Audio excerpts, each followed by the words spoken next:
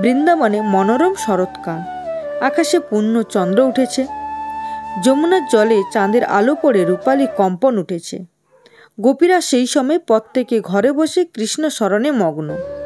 তখন হঠাৎ তাদের হৃদয়ে এক অদ্ভুত সুর ভেসে আসে, কৃষ্ণের বাঁশির ধ্বনি। শ্রীকৃষ্ণ তখন কৈশোর বয়স, সৌন্দর্যে অপার, কণ্ঠে কোমল বাঁশি।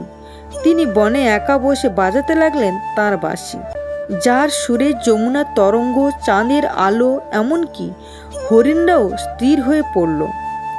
গোপীরা সেই ধ্বনি শুনে সব কাজ ছেড়ে দৌড়ে গেলেন।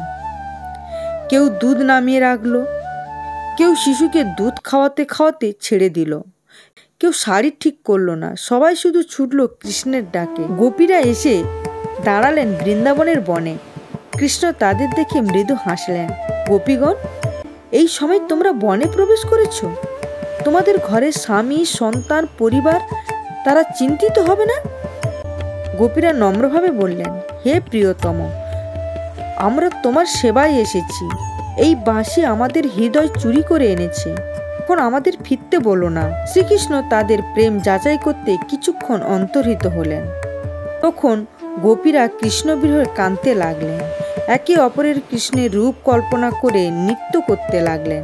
কেউ বললেন, আমি কৃষ্ণ, কেউ বললেন, তুমি আমার গোপীগণ। তাদের এই প্রেমদগ্ধ অবস্থায় কৃষ্ণ পুনরায় প্রকাশ পেলেন। শুরু হলো সেই মহামধুর রাসলীলা। চাঁদের আলোয় বৃন্দাবনের বনভূমি যেন দেবলোক হয়ে উঠল। শ্রীকৃষ্ণ প্রত্যেক গোপীর পাশে রূপ ধারণ করলেন। প্রত্যেকেই ভাবলেন কৃষ্ণ কেবল আমার সঙ্গেই আছেন। তাদের চারপাশে বৃত্তাকারে নৃত্য চলতে লাগলো। তাই এই লীলার নাম রাস, অর্থাৎ গোলাকার নৃত্য। দেবতারা আকাশ থেকে ফুল বর্ষণ করতে লাগলো, গন্ধর্বেরা গান গাইতে লাগলেন, ব্রহ্মা শিব বিস্মিত হলেন। সেই ঈশ্বর স্বয়ং বিশ্ব নির্মাতা, তিনি আজ প্রেমরূপে বাধা পড়েছেন। তো ভাগবতে রাধার নাম সরাসরি নেই, তবু এক বিশেষ গোপী ছিলেন যিনি সবার চেয়ে কৃষ্ণপ্রিয়। কৃষ্ণ তাকে আলাদা করে নিয়ে গেলেন। দুজনেই বৃন্দাবনের এক নির্জন কুঞ্জে গেলেন। অন্য গোপীরা ঈর্ষায় পুড়ে কাঁদতে লাগলেন। যখন রাধা ভাবলেন আমি একমাত্রই প্রিয়তমা, কৃষ্ণ তৎক্ষণাৎ অন্তর্হিত হলেন। এইভাবে তিনি গর্ববিনাশ লীলাও করেন। কৃষ্ণ অন্তর্হিত হতেই গোপীরা কাঁদতে লাগলেন, হে প্রিয়, তুমি কোথায়? তোমার বাঁশি ছাড়া বন শুনশান, আমরা তোমার পদচিহ্ন অনুসরণ করছি, ফিরে এসো নন্দের নন্দন। তারা কৃষ্ণের পদচিহ্ন অনুসরণ করতে করতে পৌঁছলেন এক স্থানে যেখানে রাধা বসেছিলেন। তারা একত্রে গেয়ে উঠলেন, হে কৃষ্ণ, তোমার জন্যেই বৃন্দাবন পবিত্র হয়েছে। এই গানটি হলো বিখ্যাত গোপী গীত, যা ভগবতের দশম স্কন্ধে 31তম অধ্যায় আছে। গোপীদের অশ্রু ও ভক্তি দেখে কৃষ্ণ আর স্থির থাকতে পারলেন না। তিনি পুনরায় প্রকাশ পেলেন, তাদের সান্ত্বনা দিলেন।